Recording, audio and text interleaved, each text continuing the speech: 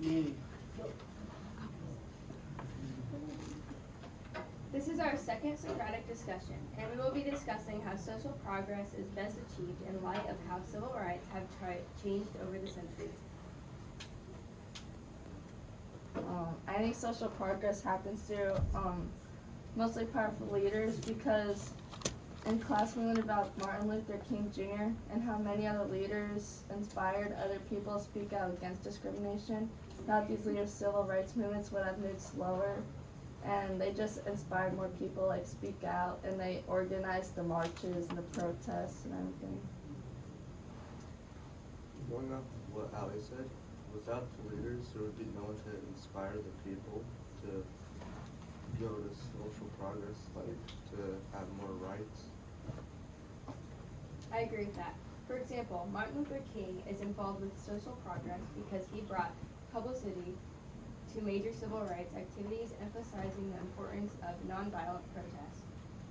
Carter, what do you think? So I'm kind of going back to what Alex said about, I think I heard him say people electing, but if we're going back to like the civil rights movement, nobody was elected. Martin Luther spoke out because he felt the need that all these lynchings had to stop, because by this time there were over 4,500 blacks who got lynched, and that's 72% of the population that was counted. So he decided that this needed to stop, and he tried to spoke out, and it worked. He had a huge say, and it took into effect, sadly, after he was assassinated. What do you think, Serena? Well, going off what Alex and Carter said, like Martin Luther King wasn't specifically elected, like the people listened to what he had to say, and that's what, made them feel more opinionated on lynchings and all the civil rights acts going on. Raji, what do you think?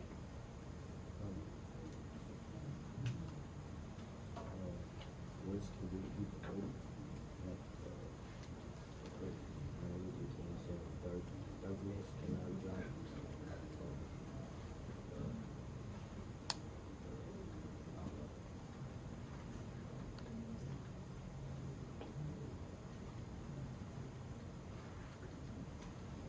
Going off what Carter said about Martin Luther King Jr.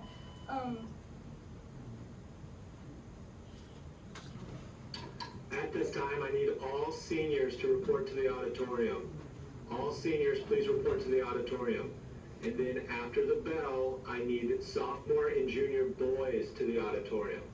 So all seniors to the auditorium right now, and then after the bell, I need sophomore and junior boys to the auditorium. Thank you. Sorry. Keep going, As Chelsea. I was Good job. saying, that Martin Luther King Jr. wanted a change because, like, because even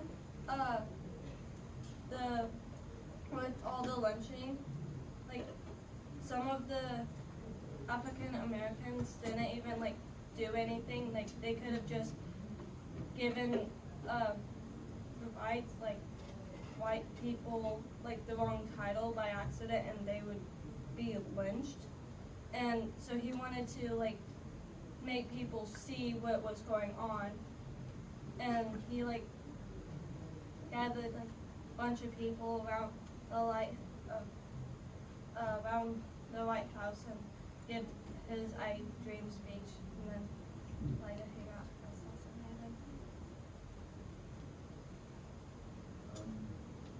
Savannah, what do you think?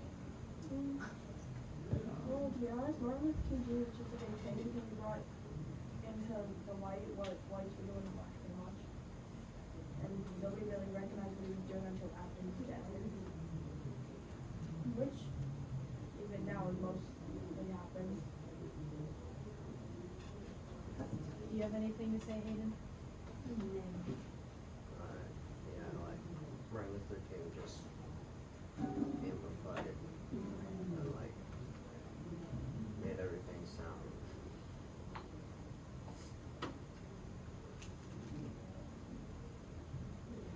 he just amplified it to the white people in the North that didn't realize all the terrible stuff that was happening in the South to black people.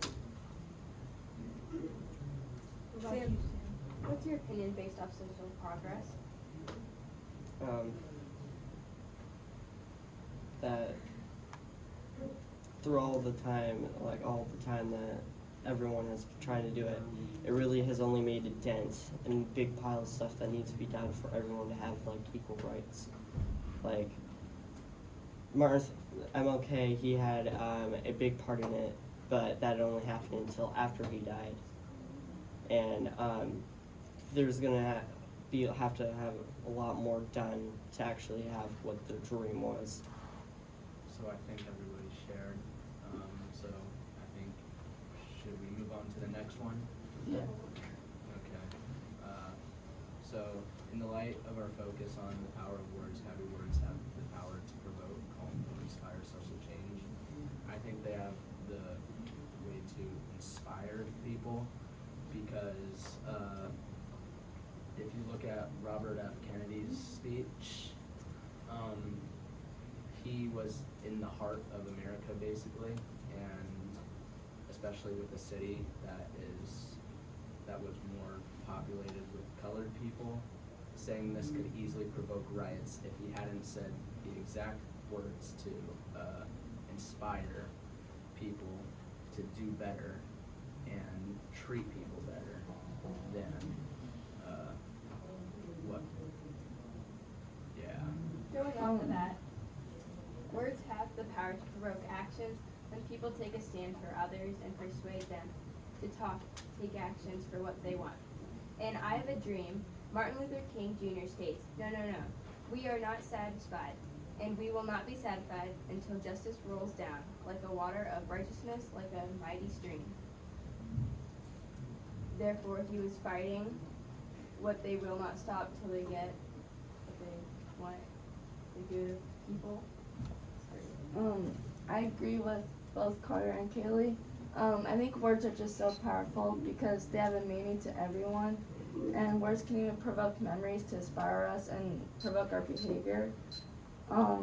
They can make us feel deep emotions in a negative and positive ways, and they can also make us feel powerful and weak.